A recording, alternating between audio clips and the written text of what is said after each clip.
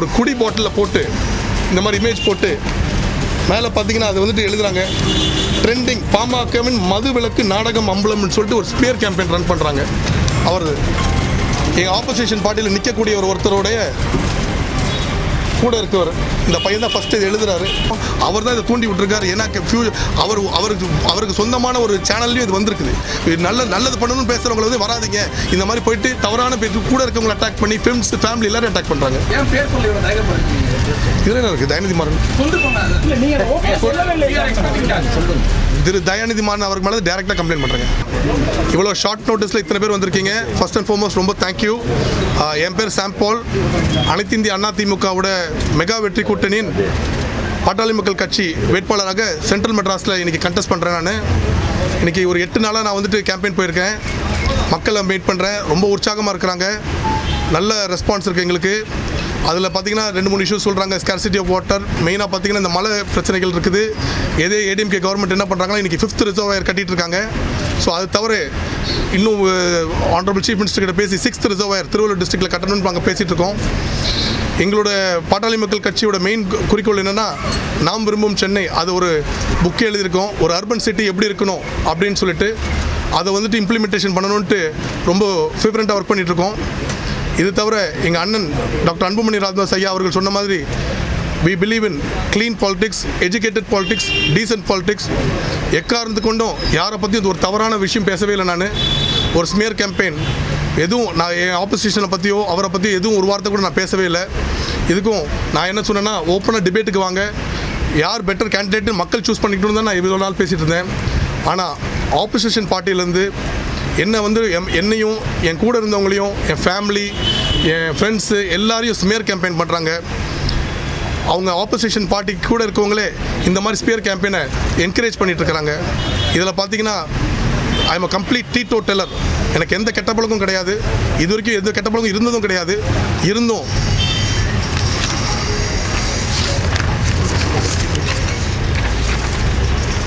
2015 ஹிந்துவில் ஒரு நியூஸ் பண்ணிச்சு என்னை பற்றி த சாம் ஆஃப் ஆல் திங்ஸ்ன்னு சொல்லிட்டு. So the sum of all திங்ஸ்னால் நான் ஏன்னா ரெஸ்டாரண்ட் சலூன்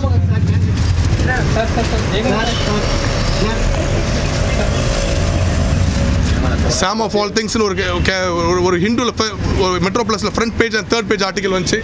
அதில் எதுக்கு சாம் ஆஃப் ஆல் திங்ஸ்னால் நான் வந்து ரெஸ்டாரண்ட் சலூன்ஸ் ஜிம்ஸ் புட்டிக் இந்த மாதிரி எல்லாமே வச்சுருக்கேன்னு சொல்லி என்னை பற்றி ஒரு ஆர்டிக்கல் பண்ணியிருந்தாங்க. அது ரைட் என்னோட லெஃப்ட் ஹேண்டில் பார்த்தீங்கன்னா நான் ஒரு டம்பல் வச்சுருப்பேன். எதுக்கு டம்பல்னால் நான் ஸ்லாம்னு ஒரு ஜிம் நடத்துகிறேன். அதுக்கு ப்ரொப்ரைட்டர் நான் தான் ஃபவுண்டர் இருந்தேன். ஸோ இந்த விஷயத்தை என்ன பண்ணுறாங்கன்னா அதை திருப்பி கம்ப்ளீட்டாக மார்ஃப் பண்ணி அந்த இமேஜ் எல்லாத்தையும் மார்ஃப் பண்ணி லெஃப்டில் ஒரு குடி பாட்டிலில் போட்டு இந்த மாதிரி இமேஜ் போட்டு மேலே பார்த்தீங்கன்னா அது வந்துட்டு எழுதுறாங்க ட்ரெண்டிங் பாமகவின் மது விலக்கு நாடகம் அம்பலம்னு சொல்லிட்டு ஒரு ஸ்பியர் கேம்பெயின் ரன் பண்ணுறாங்க. Personal attack. இது வந்துட்டு எலெக்ஷன் மாடல் கோட் ஆஃப் கண்டக்ட்டுக்கு அகேன்ஸ்ட். இதான் ஒரிஜினல்.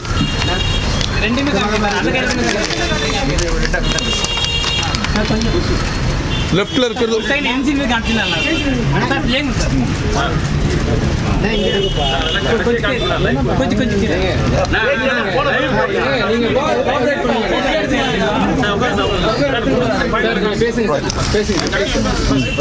ஸோ இது வந்து பார்த்தீங்கன்னா இந்த மாதிரி வந்துட்டு எனக்கு கெட்ட பழக்கம் இருக்குது, குடிக்கிற பழக்கம் இருக்குது. இந்த மாதிரி அது தவிர என் ஃப்ரெண்ட்ஸு ஃபேமிலி என் கூட வேலை செய்கிறவங்க எல்லாரையும் விமன் கூட பார்க்காம அசிங்கமாக அட்டாக் பண்ணுறாங்க.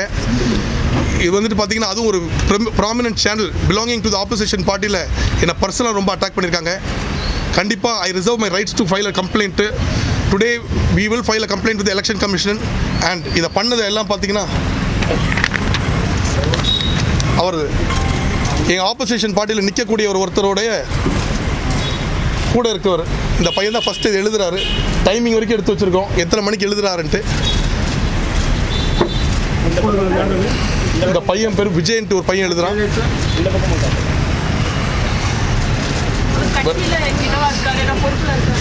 எனக்கு அதை பற்றி தெரியலங்க. அந்த பையன் அவனோட ப்ரொஃபைல்லேருந்து அந்த ஃபோட்டோ எடுத்தோம் திருப்பி. இந்த மாதிரி ஒரு தவறான ஆளுங்களை என்கரேஜ் பண்ணுறாங்க. எக்காரணத்து கொண்டும் இன்னும் கூட நாங்கள் வந்து we are only looking at என்னோட கேம்பெயின் என்ன மை பீப்புள் மை சென்னைன்னு சொல்லிட்டு நான் வெறும் பாசிட்டிவ் கேம்பெயினில் தான் போகிறேன். எக்காரணத்து கொண்டு இன்னமும் அவரை பற்றி பேசுறதுக்கு 1000 விஷயம் இருக்குது. எங்ககிட்டயும் எல்லா இடத்துலையும் எல்லா விஷயமும் இருக்குது. ஆனால் எக்காரணத்து கொண்டு திருப்பி we will only stick with our party leaders ideas, only positive campaign. But இந்த மாதிரி தவறான கேம்பெயின் பண்ணி மெலைன் பண்ண பார்க்குறாங்க. மெயினாக என்ன பார்த்தீங்கன்னா எல்லா முகநூல் எல்லா online exit polls including the Hindu போல்ஸில் அவர் வந்து கம்ப்ளீட்டாக ரேஸ் விட்டு இல்லாத மாதிரி ஆக்கிட்டாங்க. இப்போ the race is not between him and me at all. அவர் கம்ப்ளீட்டாக ட்ராப் ஆகிட்டார். ஸோ இந்த மாதிரி அவங்க ஸ்மேர் கேம்பெயின் பண்ணுறாங்க. And I just wanted to inform people that இந்த மாதிரி first and foremost I don't have any bad habits. I have never tried or done anything. I am a complete teetotaler first. Second thing is we are only interested in a very positive campaign. இந்த மாதிரி இவங்க பண்ணுறதுனால youngsters educated people first time politicians first time electoral பீப்புளெலாம் உள்ளே வர முடியாத மாதிரி நிலைமை உண்டாக்குறாங்க. So having said that phone பண்ணாருல்ல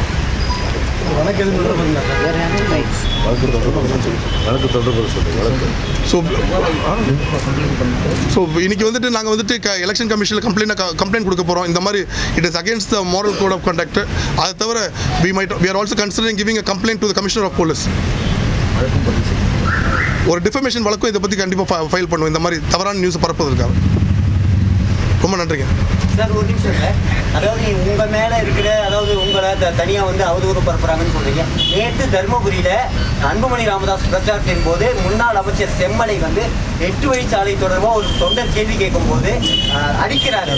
அதுக்கு உங்கள் அன்புமணி ராமதாஸ் அமைதியாக இருக்க ஒரு மக்கள் சார்ந்த பிரச்சனையை கேள்வி கேட்கும்போது அங்கு வந்து ஒரு தொண்டர் அடிக்கப்படுறாரு. இதை எப்படி பார்க்குறீங்க? இதை வந்துட்டு எப்படி பார்த்தீங்கன்னா நான் வந்து என்னோட சென்ட்ரல் மெட்ராஸ் கான்ஸ்டிடியூஷன் பற்றி பேசிட்டு இருக்கேன். அதுக்கு தான் என்னால் சப்ஜெக்டில் பேச முடியும். புரிதுங்களா? இப்போ கூட்டணி தானே மெகா கூட்டணின்னு சொல்கிறீங்க. சார் திருப்பி சொல்றேன். என்னோட வந்துட்டு பேசுறது என்னன்னா என்னோட சென்ட்ரல் மெட்ராஸ் கான்ஸ்டிடியூன்சி என்னால முடிஞ்சது என்னால பேச முடியும். புரியல சார் சொல்றது? அங்க என்ன நடந்திருக்கு நான் இல்ல. சோ நான் இல்லாத விஷயத்தை நான் வந்து ஸ்பெகுலேட் பண்ண முடியாது. எக்ஸாக்ட்டா என்ன டீடைல்ஸ் நான் கண்டிப்பா பேச முடியும்.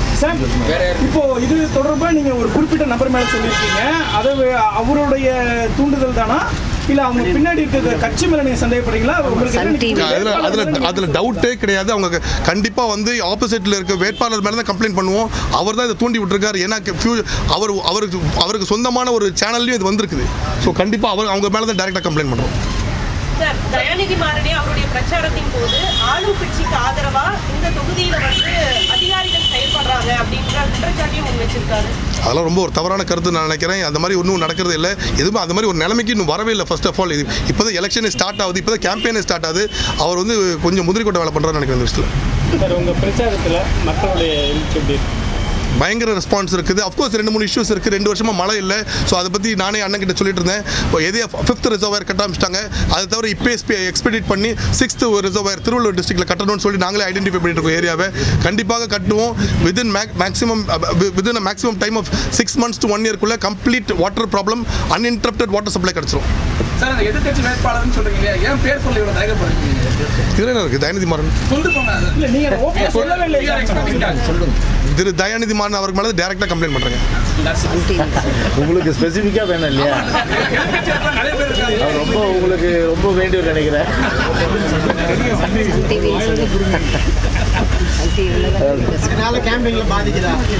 ஒன்றும் இது என்னன்னாங்க மக்களும் வந்துட்டு ரொம்ப கிளவராக இருக்காங்க இந்த காலத்தில். இந்த மாதிரி ஒரு ஃபேக் அது பார்த்தாலே தெரியுது. எல்லாமே ஃபேக்காக எல்லாமே மார்க் பண்ணுறாங்க இமேஜை.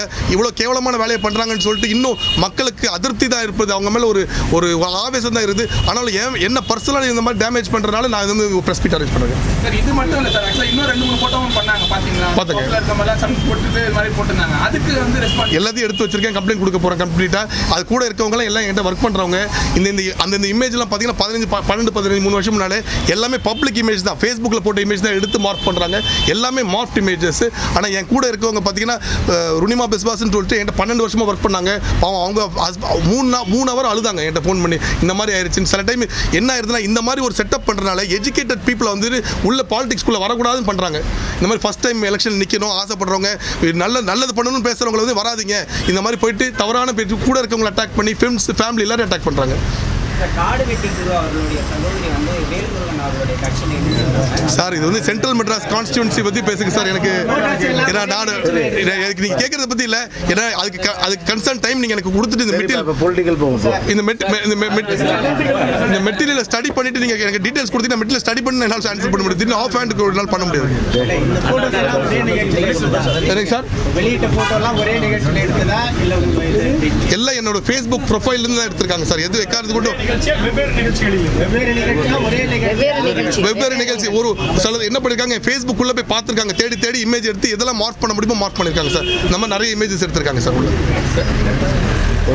அதுவும் இது ஹிந்துவில் வந்து ஆர்டிகல் தான் சார், அது ஃப்ரண்ட் பேஜில் வந்து ஆர்டிகல் தான், அதெல்லாம் எடுத்திருக்காங்க ஃப்ரண்ட்ல. இன்கம் டேக்ஸ் டிபார்ட்மெண்ட் பொறுத்தவரை இன்ஃபர்மேஷன் வந்து கிடைக்கிறத வச்சுட்டு அவங்க வந்து ரைட் பண்ணுவாங்க. பொதுவாகவே அவங்க வந்து ஒரு இண்டிபெண்டன்ட் பாடி. அவங்க வந்து யாருடைய ஒரு கட்டுப்பாட்லேயும் கிடையாது, மத்திய அரசு கட்டுப்பாட்லேயும் கிடையாது, மாநில அரசு கட்டுப்பாட்லேயும் கிடையாது. இப்படி இருக்கிற நிலையில் தேர்தல் நடக்கும்போது பொதுவாகவே வந்து இன்கம் டேக்ஸ் டிபார்ட்மெண்ட்டுக்கு வந்து இன்ஃபர்மேஷன் கிடைக்கிறத வச்சுட்டு அவங்க வந்து அவங்களுக்கு அந்த சோர்ஸஸை வச்சு அவங்க வந்து வீட்டில் போய் சர்ச் பண்ணுறது வழக்கம். அந்த அடிப்படையில் தான் ஒரு இன்ஃபர்மேஷன் கிடைச்சி அவங்க போய் ஃபார்மர் மினிஸ்டர், முன்னாள் அமைச்சர், சட்டமன்ற எதிர்க்கட்சி துணைத் தலைவர் அவருடைய வீட்டில் வந்து ரைடு அடித்தாங்க. உடனே ரைடு அடித்த உடனே இது வந்து திட்டமிட்ட பழி, எங்ககிட்ட ஒன்றும் இல்லை அப்படின்னு நாங்களே இப்போ அவங்க கேட்டு நாங்கள் கையெழுத்து போட்டு ஒன்றும் இல்லைன்னு சொல்லி ஒரு 10 லட்ச ரூபா எடுத்தது கூட அன்றைக்கி வந்து அவர் பெருமையாக என்ன சொன்னார்னா, பாருங்கள் வந்தாங்க, பழி வாங்குகிற நடவடிக்கை இது ஒன்றுமே இல்லை அப்படின்னு சொல்லிட்டு பெருமைப்பட்டார். ஆனால் இன்றைக்கி என்ன நிலைமை, இன்றைக்கி கிட்டத்தட்ட அவருக்கு சொந்தமான இடங்களில் வருமான வரித்துறை, குறிப்பாக கல்லூரி, அவருடைய அக்கா வீடு நினைக்கிறேன், அந்த வீட்டில் ரைடு அடித்ததில் கட்டுக்கட்டாக பணம், கத்தையாக பணம், மூட்டையாக பணம். அப்போ வந்து 2 நாளைக்கு முன்னாடி எங்களுக்கும் கட்சிக்கு சில சோர்ஸஸ் இருக்குது, அவங்க எங்கெங்கெல்லாம் பணத்தை பதுக்கி வச்சுருக்காங்கன்ட்டுன்னு. அந்த பணம் பதுக்கி வச்சு அவங்க எப்படி எக்ஸிக்யூட் பண்ண போகிறாங்கிற தகவலும் எங்களுக்கு வந்தது. அந்த அடிப்படையில் வந்து என்ன நிருபர்கள் பேட்டி கண்டப்போ கூட இது மாதிரி துறைமுருகன் வீட்டில் வந்து இது மாதிரி ரைட் பண்ணாங்க இன்கம் டேக்ஸு, இதை பற்றி உங்கள் கருத்து கூட நான் வந்து 2 days பிஃபோர் வந்து பேட்டி கொடுக்கும்போது சொன்னேன். அப்போ சாம்பிள் இருந்தால் நம்ம புரசுவாக்கத்தில் மீட்டிங்கில் இவங்க ஒரு தமிழ்நாடு ஃபுல்லாக 40 தொகுதிகளில் 20 தொகுதிக்கு, அதாவது கூட்டணி கட்சிக்கு அவங்க வந்து மொபிலைஸ் பண்ணி அவங்க பணம் கொடுத்துக்கணும். 20 தொகுதி இவங்க வேட்பாளர்களுக்கு ஒவ்வொரு வாக்காளர்களுக்கும் லஞ்சமாக கொடுக்கறதுக்கு பணம் ரெடி பண்ணி ஒவ்வொரு தொகுதியிலையும் ஒரு 10-15 பேர் வீட்டில் பணத்தை பார்க் பண்ணியிருக்காங்க. ஸோ இதுக்கு வந்து அவங்க பேர் வச்சது ப்ளூ ஸ்கை ஆப்ரேஷன். இதுதான் வந்து டிஎம்கே போட்ட திட்டம். இந்த திட்டத்தின்படி தான் ஒவ்வொரு தொகுதிக்கும் 100 கோடி ரூபாய் ப்ராஜெக்ட். சென்னைக்கு வந்து வட சென்னைக்கு 100 கோடி, மத்திய சென்னைக்கு 100 கோடி, தென் சென்னைக்கு 200 கோடி. ஏன்னா என்ன ரொம்ப பலமானு நினச்சிட்டாங்க அவங்க. 200 கோடி, அதால் எவ்வளோ 200 கோடியில் 2000 கோடி கொடுத்தா கூட சரி, சென்னையும் பிடிக்க முடியாது, தமிழ்நாட்டில் ஒரு சீட்டை வாங்க முடியாதுன்றது வேறு விஷயம் அது. ஆனால் இது 2 நாள் முன்னாடி பேசுனது இப்போ எவ்வளோ உண்மைன்றது தயவுசெய்து நீங்கள் வந்து பார்த்துங்க. நீங்கள் கத்தையாக பணம் வந்து கிட்டத்தட்ட 10 கோடி ரூபாய்க்கு வேறு மிஷின் வச்சு எண்ணுறாங்களாம் அவ்வளோ பணத்தை. அப்படி வந்து இன்றைக்கி வந்து முழுமையளவுக்கு வந்து இன்கம் டேக்ஸ் வந்து ஒரு திறம்பட செஞ்சுருக்கு. ஸோ இன்னும் வந்து பல வீட்டில் டிஎம்கே வீடுகள், அதே போன்று முன்னாள் அமைச்சர்கள் வீடுகள், அதே போன்று திமுகவுடைய முக்கிய பிரமுகர்கள், திமுக கூட்டணி கட்சியை சார்ந்த முக்கிய பிரமுகர்கள், இவருடைய வீடெல்லாம் அவங்க சார்ந்த வீடெல்லாம் ரைட் பண்ணால் கிட்டத்தட்ட ஒரு 10,000 கோடி ரூபாய் கிடைக்குன்றது நிச்சயமாக ஒரு நம்பிக்கை தருகின்ற ஒரு விஷயம். எனவே அது வந்து நம்ம 2 நாள் முன்னாடி சொன்னதை நீ மெய்ப்பிக்கின்ற வகையில் தான் இன்றைக்கி இந்த செயல் நடந்திருக்குதுன்றதை நான் சொல்லுவேன். சார், தங்கத்தமிழ்ச்செல்வன் வந்து தேனியில் ஓபிஎஸ் உடைய மகன் வந்து 1000 கோடி ரூபாய் செலவு பண்ண திட்டமிட்டிருக்கேன்னு சொல்லியிருக்காங்களே சார், அதுக்கு உங்கள் சோர்ஸ் இருக்கா சார்? அதுதாங்க சொல்கிறேன். அதாவது ஸ்டாலின் மாநிலம் சொல்ல போனோம்னா வாய் புளித்ததும் மாங்காய் புளித்ததும் சொல்லக்கூடாது, புரியுதுங்களா? இப்போ இது துறைமுருகன் வந்து டிரான்ஸ்பரண்ட்டாக வந்து உள்ளங்கை நெல்லிக்கணி போல் இன்றைக்கி க்ளீனாக தெரியுது. நான் அதை சொல்கிறேன்னா சும்மா வந்து பொத்தாம்போக்கா சொல்கிறத வச்சு கேட்கக்கூடாது. இதை சொல்லலாம் 1000 வேணா. எங்களுக்கு எங்களுடைய கூட்டணி பொறுத்தவரை, எங்களுடைய கட்சியை பொறுத்தவரை எங்களுக்கு பணத்தின் மீது நம்பிக்கை கிடையாது. எங்களுடைய கொள்கைகள் மீது நம்பிக்கை, அம்மாவுடைய சாதனைகள் மீது நம்பிக்கை. அம்மாவுடைய அலை தமிழ்நாட்டில் இருக்கும்போது எவ்வளோ கோடி செலவு பண்ணாலும் சரி, அவரெல்லாம் டெபாசிட் தான் வாங்க மாட்டாங்க. சார் பொதுவாக ஐடி ரைட் பண்ணால் வந்து வெளியில் தகவலே வராது. ஆனால் துரைமுருகன் வீட்டில் ஐடி ரைட் பண்ணால் வந்து வீடியோ வருது, ஃபோட்டோ தான் வருது. இது ஒரு திட்டமிட்ட இது இல்லை சார். அது வந்து நீங்கள் வந்து ரூல்லையே வர இருக்கு. இந்த மாதிரி இப்போ ரைட் பண்ணால் இன்ஃபர்மேஷன் கொடுக்குறேன். ஆக மொத்தம் அப்படிலாம் கிடையாது. அது அதனால் வந்து ஒரு டிரான்ஸ்பரண்டாக சொல்கிறாங்கன்னா நாட்டு மக்களுக்கு இந்த நேரத்தில் ஒரு நல்ல விஷயம் நினைங்க.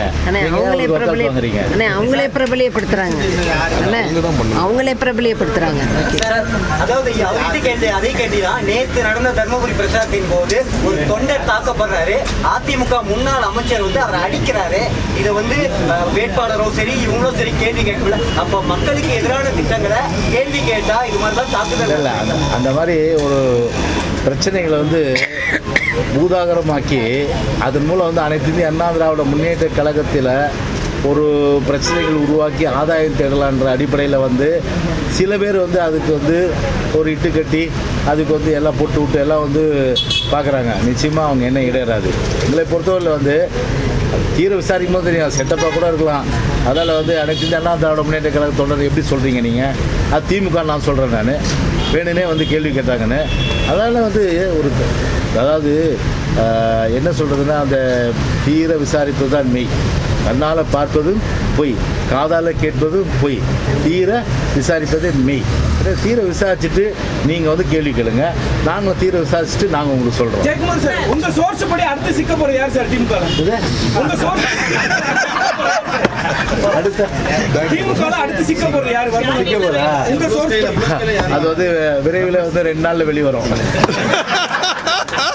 சார் இப்போ அப்படியே எதிர்கட்சி அடிக்கலாமா? இது எதிர்கட்சி ஆளுங்கட்சி எதிர்கட்சி யாராக இருந்தாலும் சரி, பணத்தை வச்சிருக்கிறது அஃபென்ஸு. புரியுதாப்பா? அதை பொறுத்தவரை அது அது அதை இது அந்த கேள்வி கேட்குறீங்களா? இல்லை கேள்வி கேட்குறதுல அது வந்து ஒரு கேள்வி கேட்கறதுக்கு ஒரு முறை இருக்குது. எனவே அது முறையில் வந்து கேட்கலாம். சும்மா வந்து ஒரு இன்டென்ஷனோட வந்து வேணுமே வந்து ஒரு பத்திரிகையில் பிரபலப்படுத்தணும், அது போல் வந்து ஒரு வேட்பாளரை டீஃபேம் பண்ணணும்னு சொல்லிட்டு ஒரு இன்டென்ஷன்லாம் வந்து கேட்குறது தப்பு இல்லையா?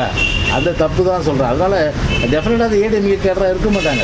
அது என்ன எங்களை பொறுத்தவரை விசாரிக்கிறோம், விசாரிச்சு உண்மை நிலையே நாளைக்கே டெய்லியும் ப்ரெஸ் மீட் பண்ணுறேன், உங்களுக்கு சொல்கிறேன், ஒன்றும் பிரச்சனை இல்லை.